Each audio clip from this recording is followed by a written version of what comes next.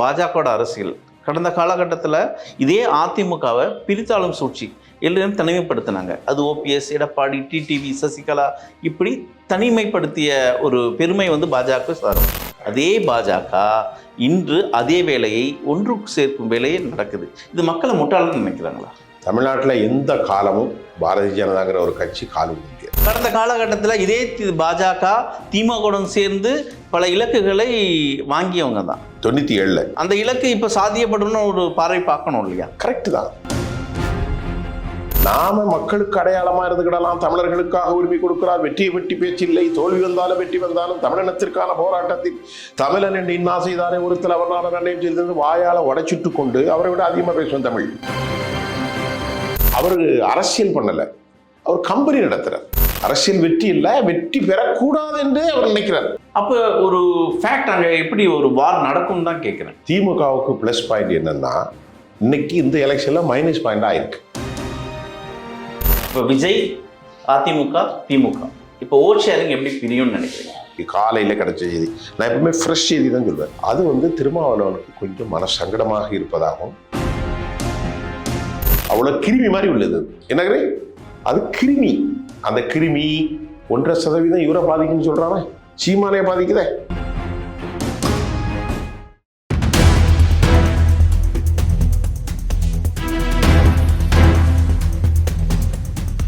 நேர்களுக்கு வணக்கம். இன்றைய நேர்காணலில் நம்மோடு இணைந்திருக்கிறார் அரசியல் திறனாய்வாளர் திரு சுஃபியான் அவர்கள். வணக்கம். வணக்கம் தோழர் திரு. 2026 தேர்தல் ரொம்ப சுவாரஸ்யமாக கட்டத்தை நெருங்கி இருக்கணும். ஆமாம், இன்னும் 2 மாத காலம். பல கட்சிகள் தங்களோட வேலையை காட்ட ஆரம்பிச்சிருக்காங்க. கட்சி தாவல்கள் நிறைய இருக்கு. எப்படி பார்க்குறீங்க? இப்போ இன்னைக்கு நம்ம உட்கார்ந்து இருக்கிறது 22ஆம் தேதி. நாளை மோடி தமிழ்நாட்டுக்கு வரார். நாளைக்கு தானே 23 மதுராந்தத்துக்கு வரார். இப்போ இதில் மோடி வரும்போது எல்லாரையும் உட்கார வச்சிடணும் அப்படிங்கிறது தான் அமித்ஷாவுடைய அசைன்மெண்ட். நேனா நாகேந்திரனுக்கு கொடுக்கப்பட்டது வேகமாக போங்க, தலைகளை வேகமாக எண்ணுங்க, எல்லாரையும் அமர வைங்க. அதில் ஃபர்ஸ்ட் பவுல்டு, கிளீன் பவுல்டு ஆனது டிடிவி தினகரன். அவர் தமிழ்நாட்டிலேருந்து கொச்சிக்கு போய் பெங்களூர் போய் அங்கேருந்து ஃப்ளைட்டில் போய் சந்திச்சார். ஆனால் இப்போ என்ன பிரச்சனை அப்படின்னு பார்த்தீங்கன்னா, தமிழ்நாட்டுடைய அரசியலை வட இந்திய அரசியலுக்கு ஒப்பாக கொண்டு வருவதற்கு அமித்ஷா திட்டம் போடுறார். இந்த காலை எனக்கு கிடைத்த முக்கிய நாளிதழ் ஆர்கனைசர்ங்கிற மாதிரி RSS நாளிதழில் ஒரு செய்தி வெளியாகும் இன்று காலை. அதில் அமமுக தலைவர் டிடிவி தினகரனை உள்ள கொண்டு வருவதற்கு பெரும் பாடுபட்டது RSS. அந்த செய்தி அசல். இது அஃபீஷியல் நியூஸ். நான் சொல்றதை பற்றி எந்த பிரச்சனையும் இல்லை. அஃபீஷியல் RSSனுடைய ஏடுகளுக்கு ஒப்பான ஒரு ஏடு, அந்த மாதிரி ஒரு ஏடு.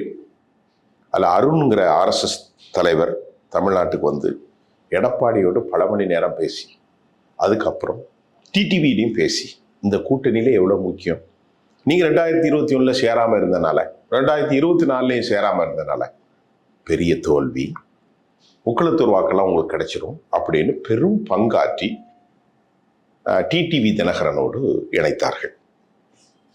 அப்ப டிடிவி தினகரன் அமித்ஷாவினுடைய அன்பு கட்டளை, RSSனுடைய லாபி, இதையெல்லாம் தாண்டி தான் இன்றைக்கு எடப்பாடியும் அவர்களும் சேர்ந்திருக்கிறார்கள். அதனால நேற்று கடுமையாக துரோகம் என்று ஒன்று இருந்தால் அதற்கான நோபல் பரிசு, துரோகத்திற்கான நோபல் பரிசு, விவசாயத்திற்கான நோபல் பரிசு, கெமிக்கலுக்கான நோபல் பரிசு, விஞ்ஞானத்துக்கான நோபல் பரிசு, கண்டுபிடிப்புகள் நோபல் பரிசு, மனித துரோகத்திற்கான நோபல் பரிசு ஒன்று இருந்தால் அது அதாவது எடப்பாடி பழனிசாமி என டிடிவி அறிவித்தார். துரோகி என அறிவித்தார். ஆனாலும் கூட நேற்று என்ன சொல்கிறார், நீரடித்து நீர் விலகுவதில்லை என்ன செய்வது, நீரடித்து நீர் விலகுவதில்லை, இன்டாலரன்ஸ், டாலரன்ஸ், சகிப்புத்தன்மை, விட்டு கொடுப்போர் கெட்டு போவதில்லை. புதிய புதிய மொழிகள் எல்லாம் சொல்கிறார். நான் சொல்வதெல்லாம் அவர் சொன்னதான். விட்டு கொடுப்பார் கெட்டு போவதில்லை, நீரடித்து நீர் விலகுவதில்லை, சகிப்புத்தன்மை, நாங்கள் அனைவரும் அம்மாவின் பிள்ளைகள். எடப்பாடி வரவேற்கிறார், இவரும் வரவேற்கிறார். இதுதான் நேற்று நடந்தது. ஆனா ஒரு சிக்கல், தலைவர்கள் இணையலாம், ஹொலிஸ்டிக் அப்ரோச்னு சொல்லுவாங்க ஆங்கிலத்துல. இது முழுமை பெற்றிருக்கா, உள்ளங்கள் இணைந்திருக்கா? நிச்சயமா இல்லை. ஐயான்னு கேட்டா, கடந்த 10 ஆண்டுகளாக முக்குலத்தோர்களை இழிவுபடுத்திய ஒரு தலைவனாக யார் இருக்கிறார்? எடப்பாடி. கட்சியினுடைய 3 தலைவர்கள், ஒருவர் எம்ஜிஆர், அவர் நிறுவன தலைவர். 87 டிசம்பர் 24 மாலை இறந்தார். எங்களுக்கெல்லாம் அந்த வரலாறு நன்கு தெரியும். அதற்கு பிறகு பிசி அலெக்சாண்டர் தமிழ்நாட்டில் கட்சியில் இருந்தார். 89 ஜார்ஜியனை போட்டினார்கள். திமுக வென்றது. 91 ராஜீவ் அசாசினேஷன், மீண்டும் அபாரமான வெற்றி எடுத்து 60 விழுக்காடு 59.638%. இப்பொழுது இந்த கட்சியினுடைய 2வது வளர்ச்சிக்கு மூல காரணம் யார்? நிறைய பேருக்கு அது மாற்று கருத்தா இருக்கலாம், வித்தியாசமான கருத்தா இருக்கலாம், நம்ப முடியாத கருத்தா இருக்கலாம். வரலாறு தெரிந்தவர்களை சொல்கிறேன். அதிமுகவின் நிறுவன தலைவர் டாக்டர் எம்ஜிஆர் 1973 மே மாதம். ஆமாம், அதே போன்று 73 நிஜங்கலிப்பா போன்றவர்கள் எல்லாம் தமிழ்நாட்டிற்கு வந்த போதும் கூட திண்டுக்கல் மாயத்தேவர் எலெக்ஷன்ல அபார வெற்றி. 1976 எமர்ஜென்சி 77 பசுங்கன்றும் ராட்டை ஏர் உழவன் உதயசூரியன் ரெட்டலை கம்யூனிஸ்டுகள் எல்லாம் தனித்தனி நாங்கள் கதிர்வாழ மகத்தான வெற்றி. 80 ஆட்சியை கலைத்தார்கள். 2 இடம் தான் பெற்றுச்சு திமுக, அதிமுக. 6 மாசத்துல மகத்தான வெற்றி. 86 முட்டையில முடிமுளைத்தாலும் எம்ஜிஆர் முட்டையில் முடிமுளைக்காது என்றெல்லாம் இழிவாக பேசினார். அப்படி இருந்தாலும் எம்ஜிஆர் படுத்துக்கொண்டே புரூக்குளில் ஜெயித்தார். 87 டிசம்பர் 24 அதிமுக முடிவுக்கு வந்தது. என்ன அப்படின்னு கேட்டா, கருணாநிதி எதிர்த்து ஆட்சி பண்றது அவ்வளோ கஷ்டம். அன்றைக்கு இந்த கட்சியை காப்பாற்றி, அன்றைக்கு இந்த கட்சியை உருமாற்றி, அன்றைக்கு இந்த கட்சியை உருப்பட வைத்தவர் யார் தெரியுமா? திருமதி சசிகலா. பல பேருக்கு புரியாது, அதுதான் உண்மை, எல்லாருக்கும் தெரிஞ்ச உண்மை. அன்னைக்கு எடப்பாடிலாம் கட்சியிலே கிடையாது. 90க்கு அப்புறம் தான் எடப்பாடிலாம் கட்சியில வராங்க. அதுக்கப்புறம் தான் யார் வந்தது? ஓபிஎஸ். எல்லாரும் அன்றைக்கு கருணாநிதியினுடைய கடுமையான எதிர்ப்படைகள் எல்லாம் ஆகி செல்வி ஜெயலலிதா அம்மையாரை ஒருங்கிணைத்து, அவர் ஒரு சிறந்த தலைவர், அவரோடு தோழியாக இருந்து கட்சியை சிறப்பாக்கி ஜாஜேயனை பிரிந்து ஒன்னாக இணைத்து மறுபடியும் கொண்டு வந்தாங்க. இது அதிமுகவுடைய வரலாறு. PH பாண்டியன் போன்ற வீரப்பன் போன்ற தலைவர்கள் எல்லாம் உள்ளே கொண்டு வந்தார்கள். 91 வெற்றி பெற்றது, கட்சி வந்துச்சு. அதுக்கப்புறம் கட்சியில் அவ்வளவு விஷயம் அவர் தான் செஞ்சார். ஆனால் இன்றைக்கு அவர் இல்லாமல் ஒரு கட்சியை கொண்டு வரணும் அப்படின்ட்டு எடப்பாடி நினைக்கிறார். எல்லாரையும் காலி செஞ்சிட்டாரே. முதலில் கட்சியினுடைய நிறுவன தலைவர், கட்சியினுடைய ஆளுமை 3 பேர். ஒன்று எம்ஜிஆர், மற்றொன்று ஜெயலலிதா, 3ஆம் அவர் சசிகலா. இதை தாண்டி துணைத் தலைவர்கள் ஓபிஎஸ். எங்கே? அமமுக வெளியே தூக்கி போட்டார், ஓபிஎஸ் இல்லை. அதுக்கப்புறம் இன்னைக்கு மருது அழகராஜின்னு ஒருத்தர் போய் சேர்ந்தார், தங்க தமிழ்ச்சன் ஒருத்தர் போனார், வைத்தியலிங்கன் ஒருத்தர் போனார், மைத்ரேயன் முக்கியமாக ஆள் போனார். எல்லாரும் சிதறண்டு போய் நீ எப்படி ஜெயிப்பீங்க அப்படிங்கிறத பார்க்கும்போது நிறைய பேச வேணாம். டிடிவி தினகரன் இணைந்தாலும் உள்ளங்கள் இணையவில்லை. அது நிச்சயமாக பிஜேபி அதிமுகவுக்கு பலன் ஒருபோதும் அளிப்பது இல்லை என்பதை உறுதியாக சொல்றேன். நீங்க குறிப்பிட்டு பேசின போல அதிமுக இன்னைக்கு உயிர்ப்புடன் இருப்பது சசிகலாவும் காரணம். இது மறுக்க முடியாத ஒன்றுதான். சசிகலா காரணம் அல்ல, சசிகலா தான் மூல காரணம். சரி, சசிகலா மூல காரணம். ஆனா இந்த அரசியலை தவிடுபொடியாக்கி எடப்பாடி இன்னைக்கு ஒரு தலைமை அப்படின்ற இடத்துல இருக்காரா அப்படின்றது ஒரு கேள்விக்குறி தானே. இன்னைக்கு அதிமுக தலைமை அப்படின்ற தமிழ்நாட்டோட அரசியல அதிமுக தலைமையில் ஒரு அணி இருக்கா அப்படின்றது ஒரு கேள்விக்குறி. இன்னைக்கு முழுக்க முழுக்க மொத்தமும் டெல்லி கட்டுப்பாட்டில் இருக்கு. இது எப்படி பார்க்கறது? இதெல்லாம் மொத்தமும் யார் கட்டுப்பாட்டில் இருக்கு? டெல்லி கட்டுப்பாட்டில் தானே. ரைட். இப்போ கழுதை தேய்ந்து கட்டெரும்பு ஒன்று பதில் சொல்வார். தமிழ்ல கேள்விப்பட்டிருக்கு. கழுதை தேய்ந்து கட்டெரும்பாது. அது அதிமுகவுக்கும் எடப்பாடிக்கும். ஐயா திரு, அரசியல்ல அளவுகோல் என்ன? வெற்றி தான். அரசியல்ல என்ன அளவுகோல்? வெற்றி மட்டும்தான். கொள்கை கோட்பாடெல்லாம் இருக்கட்டு, அது வேற. மடத்துல உட்காந்து சாமியார் பேசுறது. 100 தொகுதியில போட்டிட்டு 70 தொகுதி ஜெயிக்கிறியா, 50 தொகுதி ஜெயிக்கிறியா, அது மட்டும்தான். ஒன்றும் இல்லாம வாயை வச்சு வியாபாரம் சுட்டுட்டு இருக்காரு யாரு? சீமா. இப்போ உங்களுக்கு கேட்கலாம், அவர் வெற்றி பெறலையே, அவரு அரசியல் பண்ணல, அவர் கம்பெனி நடத்துறார். யாரு? சீமான். அரசியல் வெற்றி இல்லை, வெற்றி பெறக்கூடாது என்று அவர் நினைக்கிறார். Commercial politics. Commercial. He is so called commercial politician. அப்ப அவர் என்ன நினைக்கிறாரு? நாம மக்களுக்கு அடையாளமா இருந்துக்கிடலாம், தமிழர்களுக்காக உரிமை கொடுக்கிறார், வெற்றியை பற்றி பேச்சில்லை, தோல்வி வந்தாலும் வெற்றி வந்தாலும் தமிழினத்திற்கான போராட்டத்தில் தமிழன் என்று இன்னா செய்தாரே ஒருத்தர் அவர் நாட நிர்ணயம் செய்திருந்து வாயால உடைச்சிட்டு கொண்டு அவரை விட அதிகமாக பேசுவேன் தமிழ். நான் படிச்சது நிறைய தான் படிச்சிருக்கேன். அப்ப அப்படி ஒரு கமர்ஷியல் பொலிட்டிஷியன். ஆனால் வெற்றியை தேடி வருவர்கள் 3 பேர். திமுக, அதிமுக, பாஜக, விஜய். நல்லா சொல்ற புரியுதா? இப்போ நான் எதுக்கு சொன்னேன், 16ல் செல்வி ஜெயலலிதா இறக்குறாங்க, 15ல் அதான் 16ல் அப்போ ஆட்சியை பிடிக்கிறார். அப்போ ஆட்சியில் இருக்கார், திணிக்கப்பட்ட ஆட்சி. சசிகலா அம்மா டெல்லிக்கு இதுக்கு போகிறாங்க, பெங்களூருக்கு. தம்பி பார்த்துக்கன்னு கையில் கொடுத்து போனாங்க. அப்புறம் திடீர்னு 2 பேரும் டெல்லி கை கொடுக்க வச்சது. வித்யாசாகர்னு ஒரு கவர்னர் இருந்தார், வரவே இல்லை. 4 வருஷம் வண்டியை ஓட்டினார். அதுக்கப்புறம் 2018 எலெக்ஷன் நடக்கு. நகராட்சி, பேரூராட்சி, உள்ளாட்சி, ஊராட்சி, கிராம பஞ்சாயத்து வரைக்கும் தேர்தல். 18 நடந்துச்சு, 19 நடந்துச்சு, 20 நடந்துச்சு, 21 எலெக்ஷன் நடந்துச்சு, சட்டமன்ற தேர்தல். 19 நாடாளுமன்ற தேர்தல், 21 சட்டமன்ற தேர்தல், மீண்டும் 24 நாடாளுமன்ற தேர்தல். அதுக்கப்புறம் ஈரோடு, விக்கிரவாண்டி, நிறைய பை எலெக்ஷன். 11 முறை ஒருத்தன் தோத்து போயிட்டாயா. ஒரு பேச்சுக்கு சொல்றேன், ஒரு அரசியல் தலைவன் 11 முறை தோத்த பிறகும் 59% இருந்த வாக்கு வங்கியை ஒரு அரசியல் தலைவன் 18% கொண்டு வந்த பிறகும் இருப்பவர்கள் அனைத்தையும் சேர்த்து விட்டு தான் பார்த்துருக்கோம். வின்ஸ்டன் சர்ச்சிலேருந்து மார்க்கோ ரூபியோலேருந்து. ஆனால் எல்லாத்தையும் வெளியேற்றி இப்போ நீ எப்படி ஜெயிக்க போறீங்க? கன்னியாகுமரியில் டெபாசிட் போயிட்டு. இதில் பெரிய அசிங்கம் என்ன தெரியுமா? நோட்டோவுக்கு கீழே போன பாஜகவுக்கும் கீழே போயிட்டார் எடப்பாடி. நல்லா கவனிங்க. ஆர்கே நகர்ல நோட்டோவுக்கு கீழே போன கருணாகராஜன், அவருக்கும் கீழே போன 3வது இடங்கள்ல பிடிச்சாங்க. யாரு? நம்ம எடப்பாடி. அந்த அளவுக்கு ஒரு மோசமான தலைவராகவும் மோசமான ஒரு கட்சியை வழிநடத்தியவராக இருந்த நீங்கள் இப்ப அவர் என்ன நினைக்கிறாரு? இப்ப எடப்பாடினா தனக்கு எல்லாம் தெரியும், தான் மட்டும் இருந்தா போதும், தான் கட்சியின் பொதுச் செயலாளராக இருந்தா போதும், அவ்வளவுதான், வெற்றி தோல்வியை பத்தி கவலை இல்லைங்கிற ஒரு மனநிலைக்கு வந்து விட்டார். நிச்சயமாக நான் சொல்லுகிறேன், இந்த முறை பாஜகவும் வெற்றி பெறாது. நல்ல எனக்கு தெரியும், எடப்பாடியுடைய கூட்டணிகளும் வெற்றி பெறாது என்பதுதான் எனக்கு ஒரு புரிதல். ஏனென்றால் ஹொலிஸ்டிக் அப்ரோச் இல்லை. அதாவதுங்க 1980 நேரு 86 பூச்சிக்கொல்லி மருந்துலாம் கருணாநிதியின் மீது பெரிய வழக்கு இருந்துச்சு. எமர்ஜென்சியில் காலில் கையில் உளுந்து தப்பி தவறி 77 தனி நின்று 80 நேருவின் மகளே வா, நிலையான ஆட்சிதா அப்படின்னு கேட்டாங்க. யாரு? திரு கருணாநிதி. அப்போ என்ன சொன்னாங்க? 118-18 117-17 பிரிச்சுக்கிடும் 2 பேரும் அப்படின்னு சொல்லி 2 பேரும் நின்றாங்க. 234 தொகுதி தானே. அவங்க பசுவும் கண்டும் கை சின்னமா, அப்போ எனக்கு எந்த சின்ன ஞாபகம் இல்லை.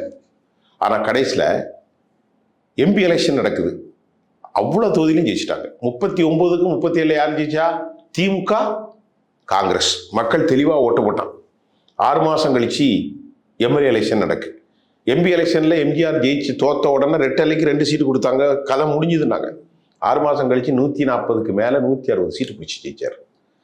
தமிழ்நாட்டு மக்கள் என்ன கணக்கு வச்சிருக்கான்னா, ரொம்ப தெளிவாக கணச்சிருக்கான், யாருக்கு எப்போ எந்த நிலையில ஓட்டு போடணும். நான் என்ன கேட்குறேன், இவ்வளவு பெரிய கட்சி 1991 வெற்றி பெற்றது. நல்லா கவனிங்க. செல்வி ஜெயலலிதா அரசியலுக்கு 91 வர்றாங்க. 89 35 தொகுதி பிடிச்சிட்டாங்க. 91 அபார வெற்றி. 96 தமிழ்நாட்டில் அவங்களுக்கு எதிரான மனநிலை தோக்குறாங்க.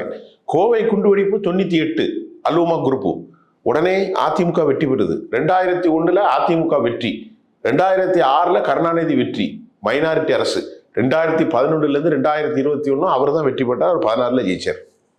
இது தெரியுமில்ல? நீ எங்க வெற்றி பெற்றிருக்கீங்க? 10 இடத்துல தோத்துருக்கீங்க, 10 முறை தோத்துருக்கீங்க. நாடாளுமன்ற தொகுதியில 3வது இடத்துக்கு போயிருக்கீங்க. பல தொகுதிகளில் டெபாசிட் போயிருக்கு. எங்க கன்னியாகுமரியில் ஒரு தொகுதியில் இந்த விஜயதரன் நின்னாங்களா, அந்த தொகுதியில டெபாசிட்டே போயிட்டு. நீ எப்படி நீ தலைவனா இருப்பா? வலுவிழந்த தலைவராக இருந்தாலும் பரவாயில்லன்னு நினைக்கிறாரா எடப்பாடி? அப்படி எடுத்துக்கலாமா? அவர் என்ன நினைக்கிறாரு, நிறைய பேச வேண்டாம். சாவு வீட்டில் நான் பணமா இருக்கணும், கல்யாண வீட்டில் நான் மாப்பிள்ளையா இருக்கணும். சரி, இதுல ஒரு விஷயம், இதில் எல்லாமே மக்கள் மன்றம், இது மக்கள் தான் நீதிபதி. இந்த மக்களை ஒரு முட்டாளாவே பார்க்குறாங்களா? இது இவ்வளவு நாள் இந்த அரசியல், பாஜகவோட அரசியல், கடந்த காலகட்டத்தில் இதே அதிமுகவை பிரித்தாளும் சூழ்ச்சி எல்லாரும் தனிமைப்படுத்தினாங்க. அது ஓபிஎஸ், எடப்பாடி, டிடிவி, சசிகலா, இப்படி தனிமைப்படுத்திய ஒரு பெருமை பாஜக சாரும். அதே பாஜக இன்று அதே வேலையை ஒன்றுக்கு சேர்க்கும் வேலையே நடக்குது.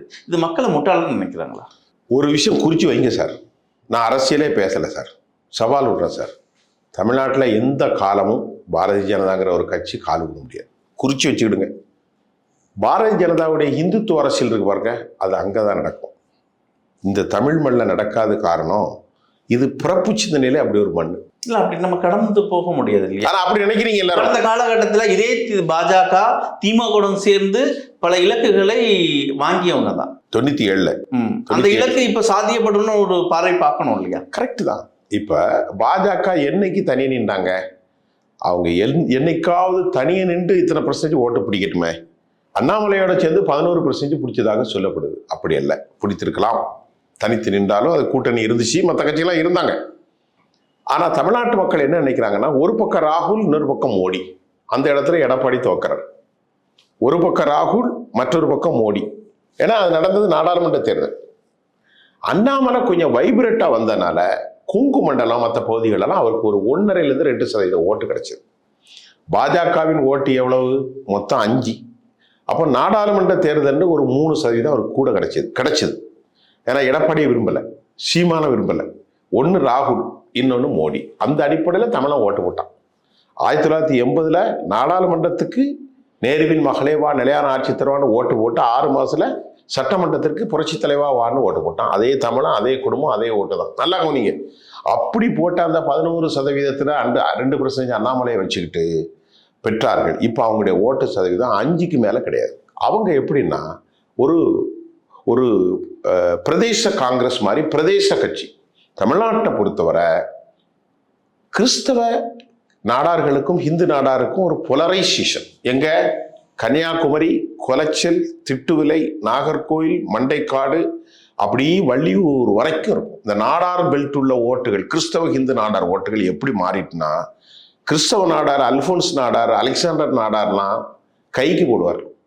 ஆறுமுகசாமி, ஆறுமுகம், வேற என்னது, வீரகற்ப நாடார், முத்தையா நாடார், இவர்கள் எல்லாரும் பாஜகவுக்கு போடுவாங்க. அதுக்கு முக்கிய காரணம் பொன்முத்திரு, நம்ம இவர் பொன்னார் வந்து நல்லா வளர்த்தாரு, அவர் கல்யாணம் பிடிக்காரு. அப்படி அதே மாதிரி கோவையில் போலரைசேஷன் யார் இருந்திருக்கா? கோவையில் குங்கு மண்டலத்திலும் RSS அன்னைக்கு CP ராதாகிருஷ்ணன் தலைமையில் இருந்துச்சு.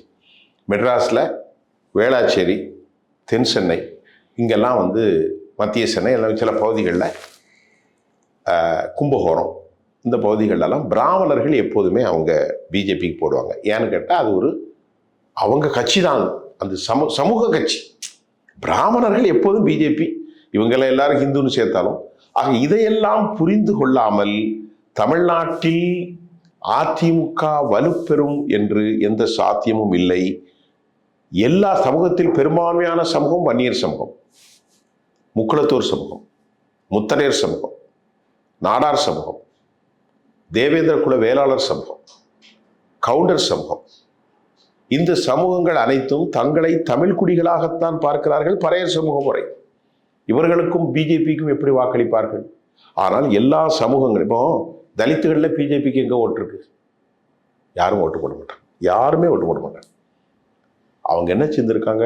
நீ தேவேந்திரன், யார? மோடி, நான் நரேந்திரன், 2 பேரும் ஒன்று, ஓட்டு போடுன்னு சொல்லி தங்கராஜி தேவேந்திர குலர் ஒருத்தரை, குருசாமி இவர் குருமூர்த்தி அவரை தலைப்பா கட்டி தேவேந்திர ஓட்டுகள் அனைத்தோடும் பல்லர் சமூக ஓட்டுன்னு சொன்னாங்க. விளைவு என்ன நடந்துச்சு? 2021 மெஜாரிட்டி ஓட்ட பெற்றது யாரு? திமுக பெற்றது. ஏன்? 50% தேவேந்திர குல வேளாளர் பல்லர் சமூகம். சவுத்துல ராமநாதபுரம், தேனி, பெரியகுளம், கம்பம், மதுரை, தூத்துக்குடி, எல்லா ஊர்ல என்ன ஆயிட்டாங்க? கம்ப்ளீட்டா கிறிஸ்தவ ஆளாயிட்டாங்க. தென்காசி வரைக்கும் பிஜேபிக்கு ஓட்டு போடல. மீதி 50% பல்லர்கள் என்ன செஞ்சாங்க?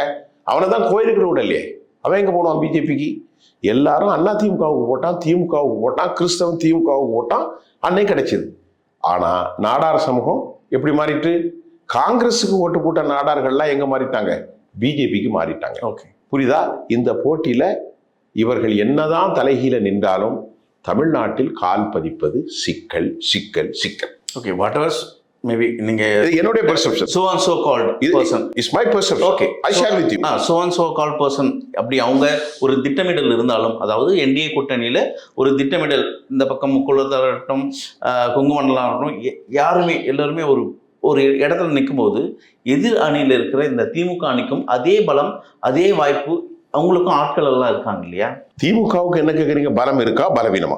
இல்ல இதே பலம், அதாவது நீங்க குறிப்பிட்ட அந்த so and so call person இருக்காங்க இல்லையா, அதை எதிர்த்து திமுகவிடம் அதே ஆட்கள் எல்லாம் இருக்காங்க இல்லையா? திமுகவில் அதே ஆட்கள் இருக்காங்க. சரி, அப்ப ஒரு ஃபேக்ட் அங்க எப்படி ஒரு வார் நடக்கும் தான் கேட்கிறேன். இப்போ கரெக்டு தான். இப்போ திமுகவுக்கு ப்ளஸ் பாயிண்ட் என்னன்னா, இன்னைக்கு இந்த எலெக்ஷன்ல மைனஸ் பாயிண்ட் ஆயிருக்கு. இந்த எலெக்ஷன்ல எப்படி சொல்றீங்க இது? திமுகவுக்கு 15% கிறிஸ்தவ முஸ்லீம் வாக்குகள் லட்டா விழும். இந்த லட்டுன்னா எப்படின்னா, அப்படி தூக்கி போட்டா சிந்தாம செதறாம கிடைக்கும். கோழி குண்டு இருக்குல்ல, இந்த கீழே சின்ன பிள்ளைகள் கோழி குண்டு அடிப்பாங்க, அது அப்படி மேலே போட்டால் சிந்தாம சிதறாம கிடைக்கிற மாதிரி நல்ல உதிர்ந்த நல்ல மணிகள் எப்படி கிடைக்குமோ அப்படி கிடைச்சது முஸ்லீம் வாக்குகள், கிறிஸ்தவ வாக்குகள். இதை திமுகவை இன்னைக்கு காப்பாற்றிக்கிட்டு இருக்கிறது 60 தொகுதிகளில் முஸ்லீம் வாக்கு. உங்களுக்கு சொல்ல வேணா, சென்னையை பாருங்க, 1000 லைட், நல்லா கவனிங்க, துறைமுகம், மத்திய சென்னை, இப்படி பார்த்தா நிறைய தொகுதிகள். அதை மாதிரி பெரும்பான்மையாக ராமநாதபுரம். நீங்க ஒரு விஷயத்த மறந்து பேசுறீங்க. மோடியோட திட்டம். மோடியோட திட்டம் என்ன திட்டம்? இப்ப நடந்த SIR வரேன், அதுக்கு நான் வரேன் சார். இப்படி 60 தொகுதியில் சிவகங்கை, அப்புறமா கடையநல்லூர், மேலப்பாளையம், பாளையங்கோட்டை, நாகர்கோயில் ஃபுல்லாக எல்லா தொகுதிகளும் கிறிஸ்தவர்கள். ராமநாதபுரத்தில் முஸ்லீம்கள், கிறிஸ்தவர்கள், முக்குளத்தோர்களும் திமுக வாக்குவீங்க தான், முக்குளத்தோர்களும் அதிமுக வாக்குவீங்க தான். அதே மாதிரி மதுரை 1, மதுரை 2, கோவையில் கூட அப்படித்தான், அவ்வளோ ஒரு இணக்கம். இப்படிப்பட்ட கிறிஸ்தவர்கள் வாக்கு எப்படின்னா சார், உடையார் கிறிஸ்தவனா இருக்கான், வன்னியர் கிறிஸ்தவனா இருக்கான், பறையர் கிறிஸ்தவனா இருக்கான், நாடார் கிறிஸ்தவனா இருக்கான், சைவ புள்ளமார் கிறிஸ்தவர்களா இருக்காங்க, கவுண்டர்களிலும் கொஞ்சம் கிறிஸ்தவர் இருக்காங்க.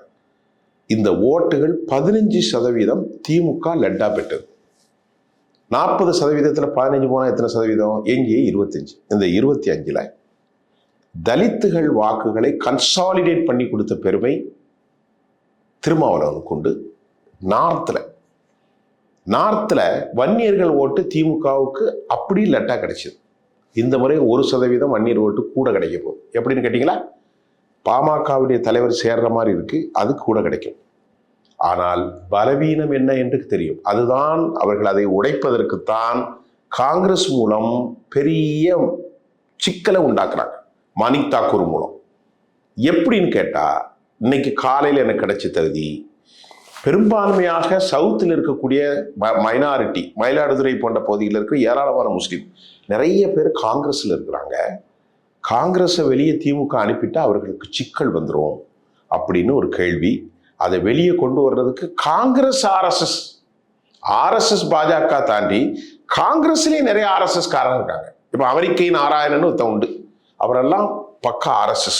ரமணின்னு ஒருத்தர் இருக்கார், அவரெல்லாம் எனக்கு நண்பர் தான். இப்போ இவங்கெல்லாம் காண இல்லை. பல பிராமண தலைவர்கள் RSS தலைவர்களாகவே காங்கிரஸ்ல பயணிப்பாங்க. புரியுதா உங்களுக்கு? இப்பொழுது என்ன சிக்கல் வந்திருக்கிறது என்றால், நான் போன வாரம் பொங்கலுக்கு ஊருக்கு போறேன். திருச்செந்தூர் பக்கத்தில் இருக்கிற 7 துறைகளை பார்க்குறேன். ஓரி, பெரியதால, அப்புறமா மணப்பாடு, ஆலந்தலை, புன்னக்காயில், காயல்பட்டினம், வீரபாண்டியப்பட்டினம், அடுத்து தூத்துக்குடி, இவ்வளோ ஊரில் உள்ள பரதர் சமூகத்தை பார்க்குறேன். பரதர் சமூகம்னா மீன்பிடி சமூகம், பரதர். அதில் என்ன சொன்னாங்க அவங்கெல்லாம், நாங்கள் எல்லாரும் இந்த முறை யாருக்கு ஓட்டு போடுவீங்க?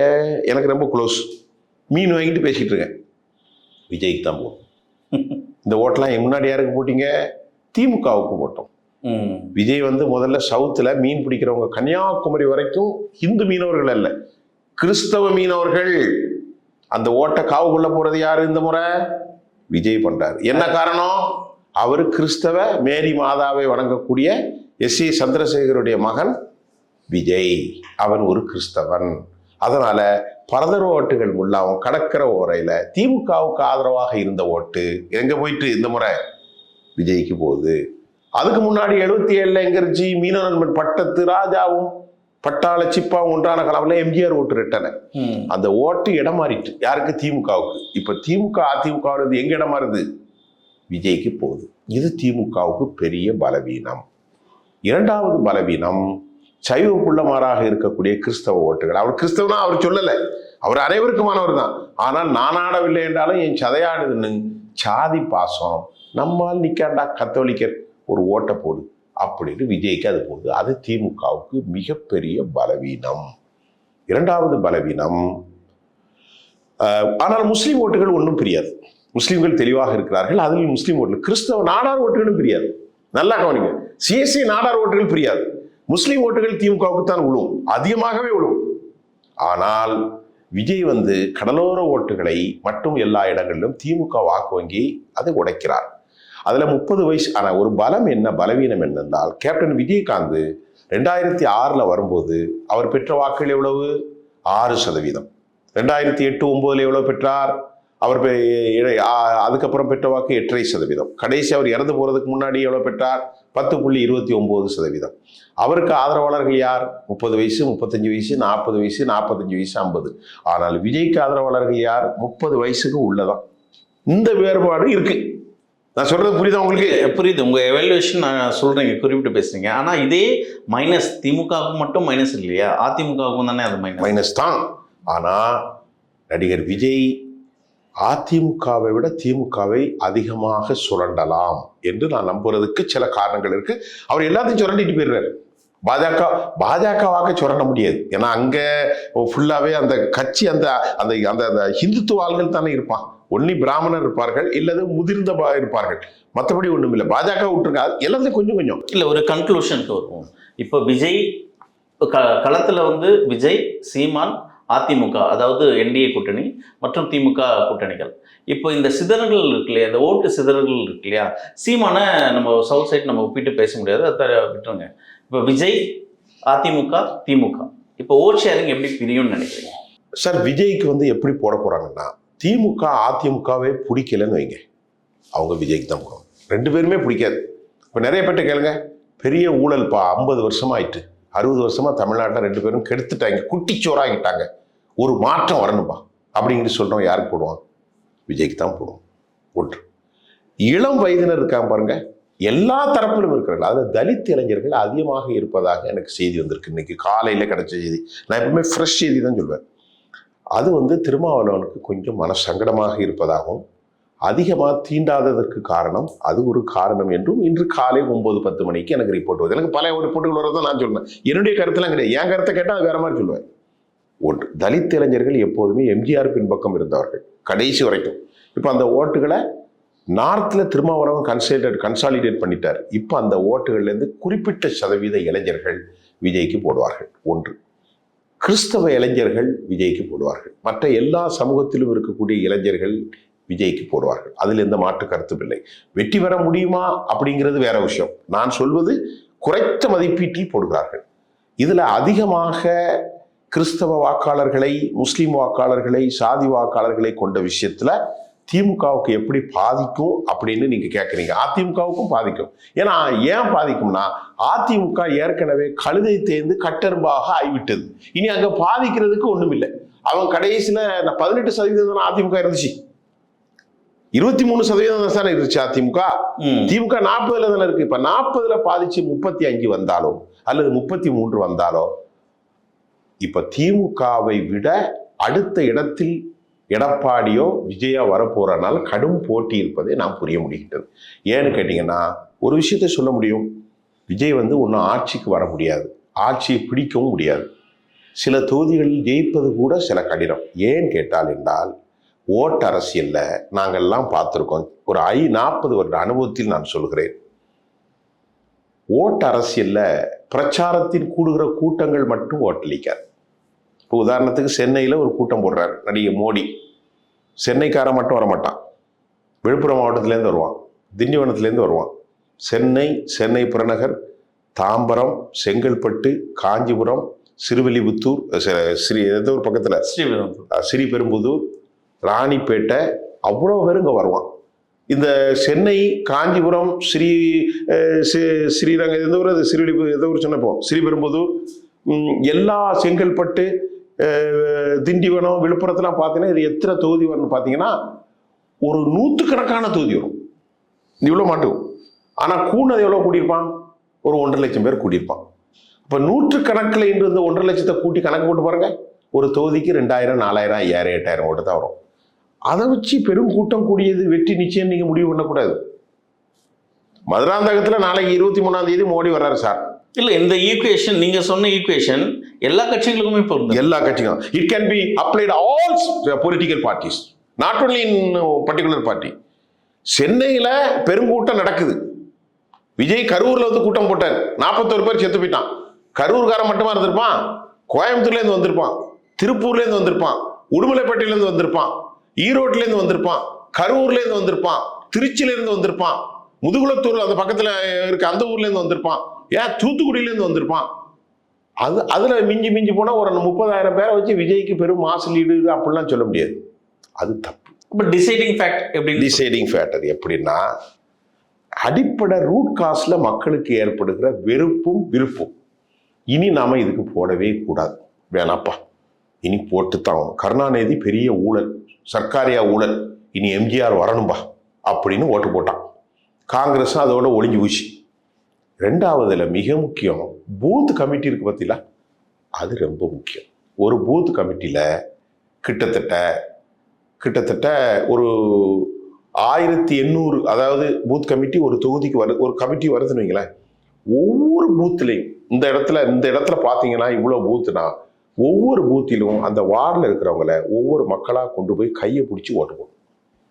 வாங்க நம்ம கட்சிக்கு ஓட்டு போடுங்க, சூரியனுக்கு போடுங்க, ரெட்டலைக்கு போடுங்க அப்படின்னு சொல்லணும்.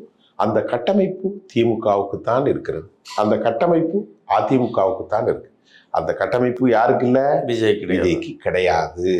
அது தெரியாம கூடி கரூர்ல கூடினாரு, அதை வச்சு நீங்க நினைக்க கூடாது.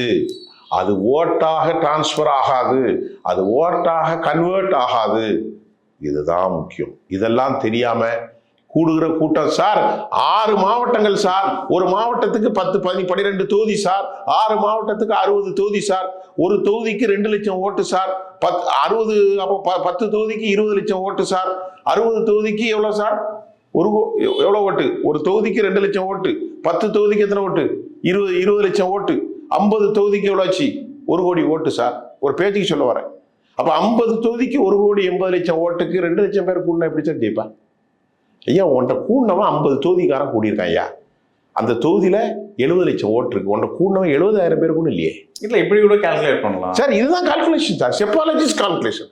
How many people to participate, எந்த செக்டோரியல் பீப்புள், அவருடைய மனநிலை என்ன, அவர்கள் எத்தனை எழுதிவாரர்கள், அதெல்லாம் எடுத்து பார்த்தீங்கன்னா விஜய்க்கு ஒரு % ஆஃப் ஓட்ஸ் இருக்கு. ஆனால் எல்லா தரப்பும் கிடையாது. இருக்கு, ஆனால் எல்லா தரப்பையும் அது பாதிக்கும். அவ்வளவு கிருமி மாதிரி உள்ளது.